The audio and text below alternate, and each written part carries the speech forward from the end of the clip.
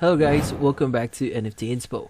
For today's video, we are going to show you how to fix ad location option not showing in TikTok video. So if you're interested, let's start our tutorial.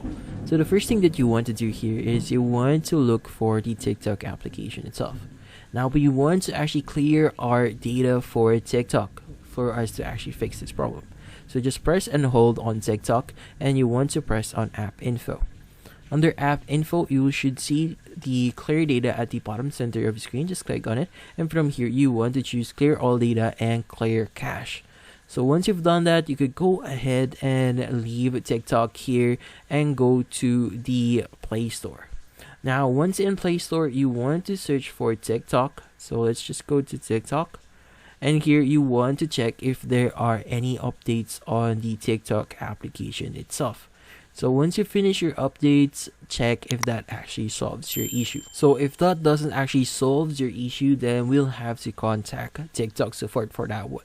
So just click on your profile at the bottom right of your screen. And from here, you want to go to the top right of your screen. That's where the three bar icon is.